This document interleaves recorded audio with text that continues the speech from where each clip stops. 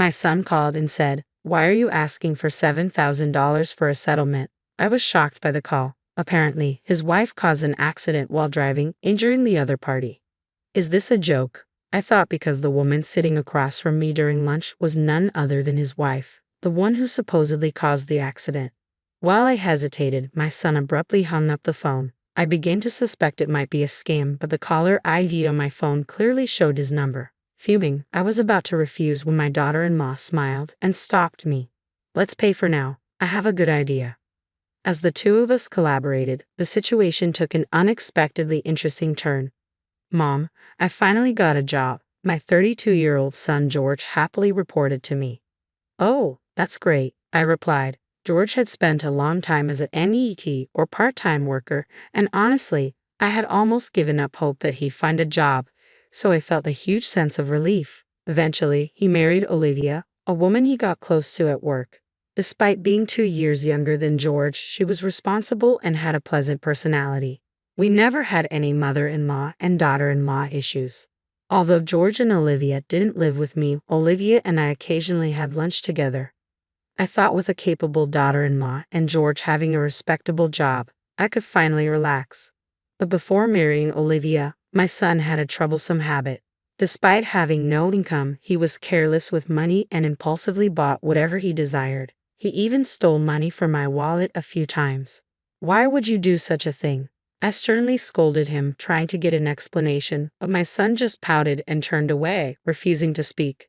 Taking money from your parents' wallet and acting like a child even at this age, I couldn't help but cry, feeling embarrassed.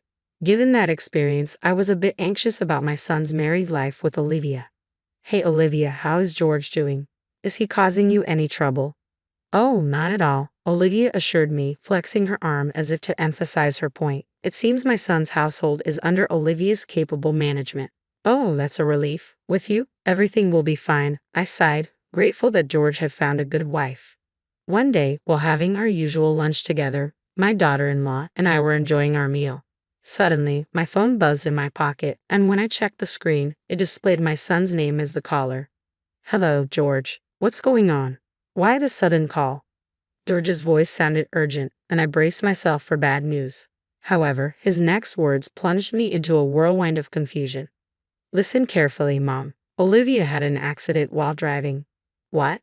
"The other party got injured, and they're really angry. They want us to pay $7,000 as a settlement." I glanced at the person sitting across from me, the bewildered expression on my daughter-in-law's face. "I'm George, anyway. If you can arrange the money, let me know right away. Bye." He hung up abruptly, leaving me stunned.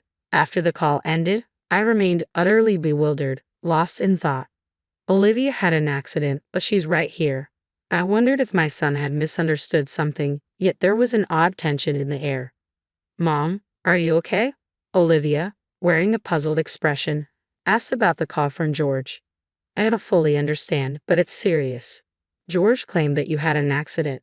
"What?" I was completely overwhelmed by the situation and desperate to come up with money. Olivia calmed me down and listened to my story. Not sure what George is talking about, she then rested her chin on her hand, deep in thought. "Perhaps we should suspect a scam," Olivia suggested, but that voice was undoubtedly George's unless he suddenly caught a cold and sounded different. He seemed fine this morning. If it's not him, then who? The phone number displayed on my mobile matched George's. Olivia and I exchanged puzzled glances, both lost in contemplation. After all, if you hadn't been in an accident, then that $7,000 settlement demand must be a lie. What could such a large sum be needed for? "I don't fully understand George's spending habits either," Olivia sighed.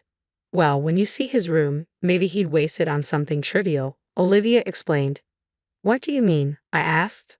Olivia then shared details about George's recent behavior, and my anger flared up. "George did that?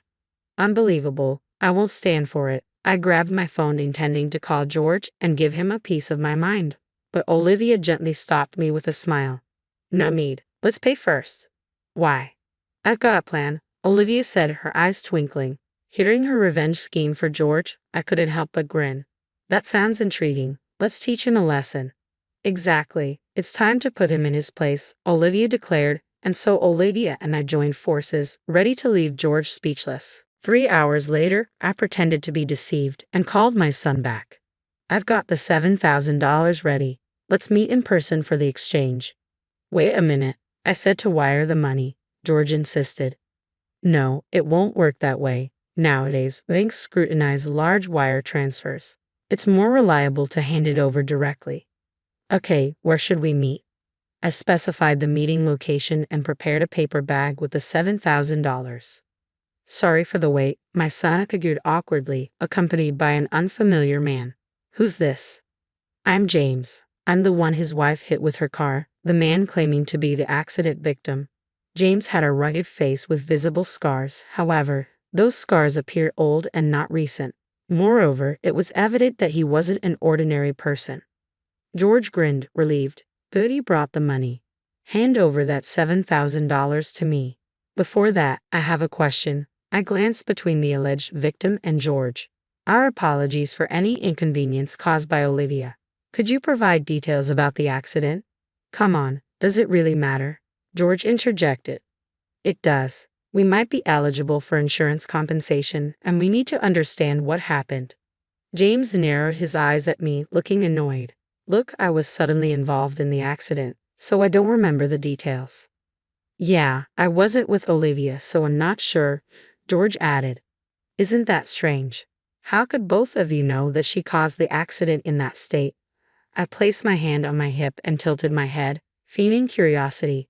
Wait, could it be that surveillance cameras or dash cams captured the incident? If so, could you show me the footage? Listen, lady, you've been nagging incessantly. Are you suggesting I'm lying? The self-proclaimed victim's low voice carried a threatening tone. Although I felt fear, I couldn't back down now. I don't want to assume you're lying. I'm simply asking for evidence if you have any. Summoning my courage, I continued to lock eyes with James. In the midst of our standoff, my son interrupted our conversation. Mom, stop it. Enough, enough.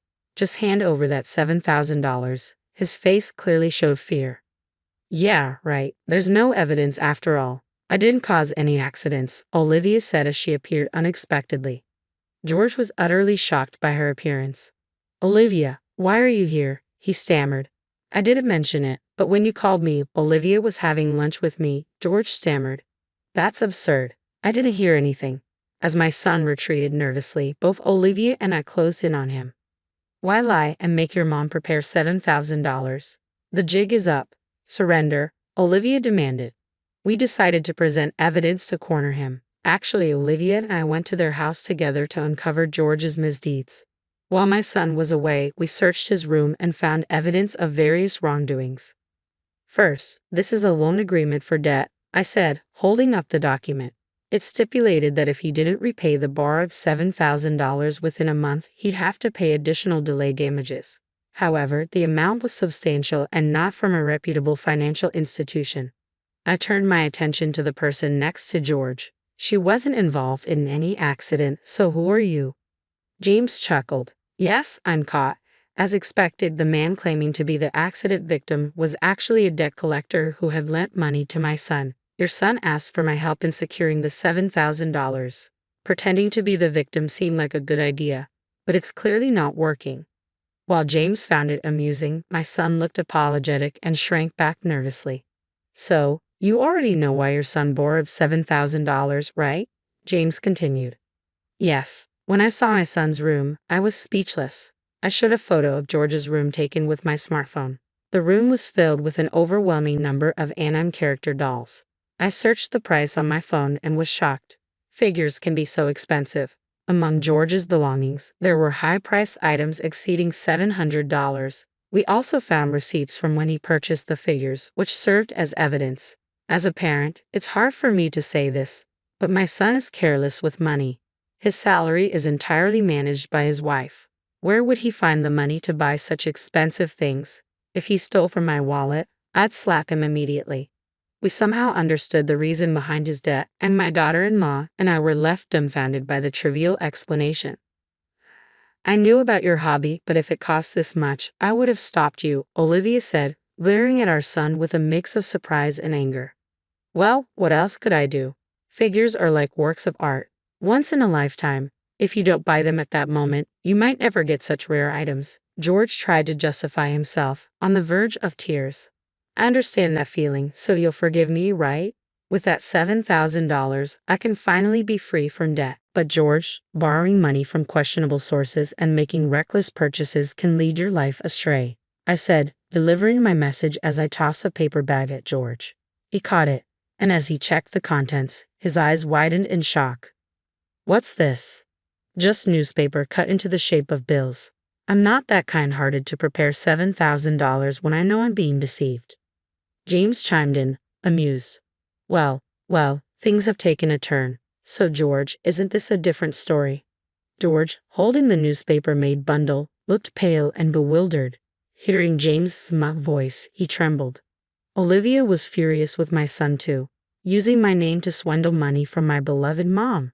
I can't believe it. I'm divorcing you, she declared. And I'm considering severing our family ties, I added. George stammered. Wait, both of you. Despite George's tearful pleas, Olivia and I shook off his grasp and left the scene. Behind me, I heard George sobbing while James burst into laughter. Afterward, I advised George to sell all the figures in his room and use that money to repay the debt. He seemed deeply troubled but accepted the advice and managed to raise the $7,000 to pay James back. I decided to sever ties with my son, but before doing so, I offered one last piece of advice.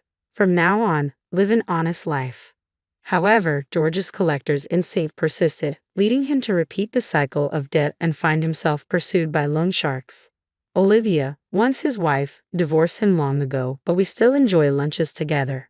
Reflecting on George's story, Olivia remarked, changing one's way of life isn't so simple for humans, and we shared a laugh. While watching her smile, I silently wished for Olivia's happiness. How did you find this story? Don't forget to subscribe to our channel. Until next time.